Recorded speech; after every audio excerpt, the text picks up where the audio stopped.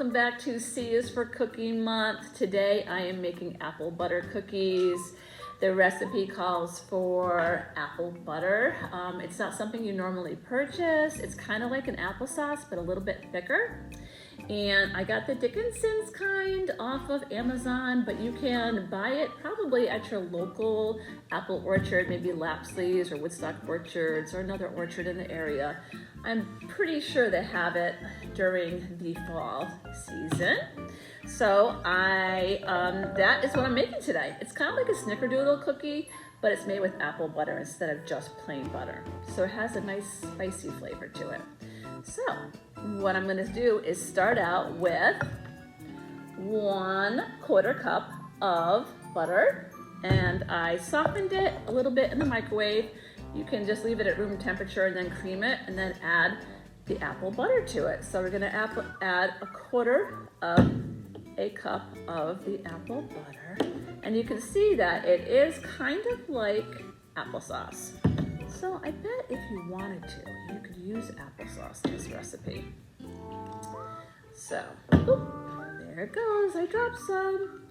So I'm gonna put 1/4 cup of the apple butter in there. And I'm going to mix them together. And the next thing that comes, look how perfectly that's mixing. Do you see?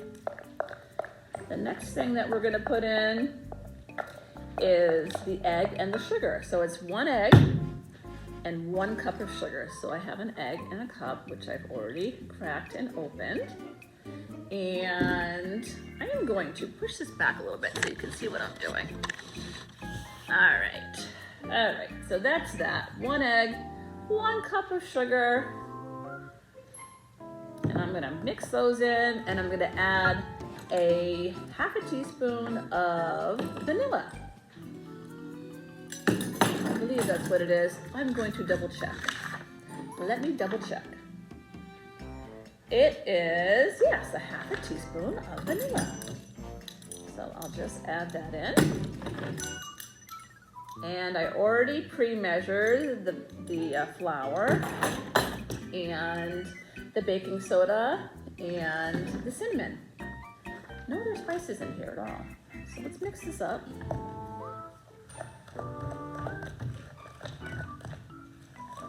Now when I'm done mixing all of this, oh, it smells so good already. It's got the vanilla and the cinnamon from the apple butter. Wow, it smells delicious. And let me just double check.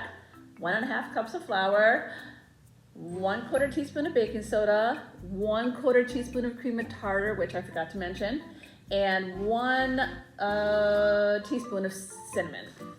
Okay, and that's all mixed in here already. You see? I mixed it up ahead of time. And you can do that if you want. You don't have to do that, but you can. Now this smells like apples. It smells so good. I think polar bear is really gonna like this. So I'm going to finish mixing all the ingredients together. Now, it doesn't say to use an electric mixer, and I think it's better if you don't in most cookies. Now this is supposed to, like I said, go in the fridge for a couple hours to get a little bit more solid. And then you're gonna roll the cookies into balls and cook them in the oven at a 375-degree oven, probably about 10 minutes, I would say. As I can remember, that is the amount of time. Now look how good this looks. Now, I don't know, it doesn't seem like it would be too hard to roll into a ball right now, but I think I'm gonna put it in the fridge, let it cool a little bit. And I'll give you a look, let's see how it looks. I might mix it up just a little bit more because it looks like that flour is not all the way mixed in. And we'll come back and pop these in the oven and roll them in sugar and pop them in the oven.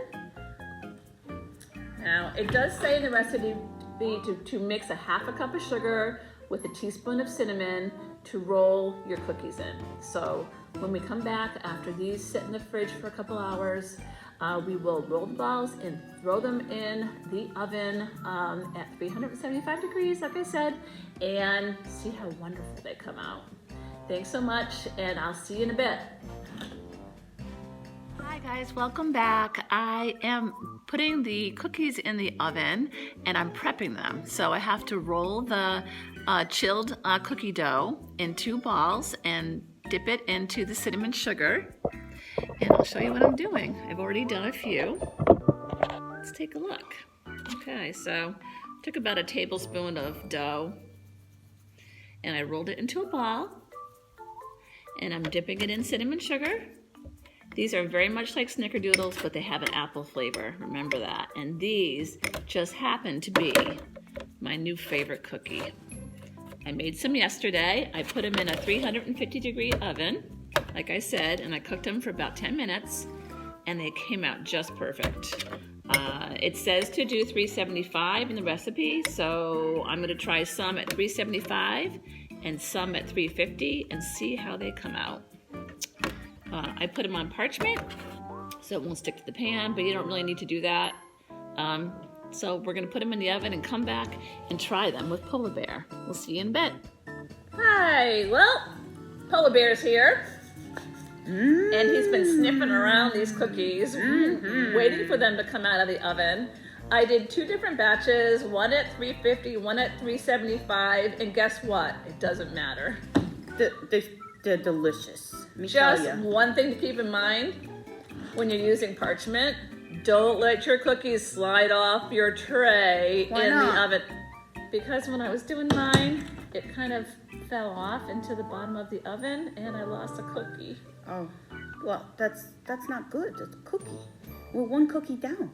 I know. And this makes probably about 20 cookies, so I think you should double the recipe if you're gonna make these because you're gonna want more. Yeah. These are the most delicious cookies I've had in a long time. Even better than the bakery, I think. So these are apple cookies. Apple butter cookies. Apple butter. So what's your favorite kind of apple?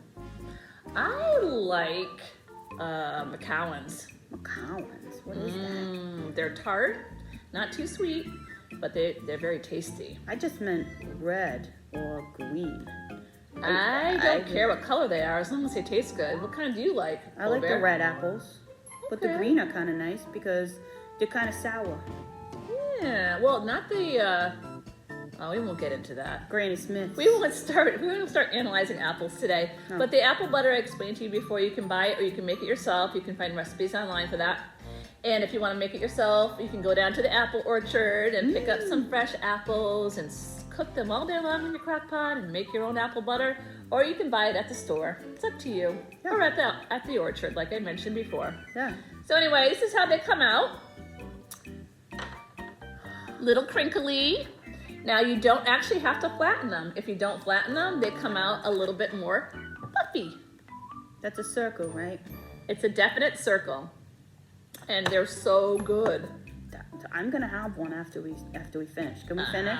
You could definitely have one. I mean, nothing against you guys, but I want a cookie. I don't blame you because they're so good.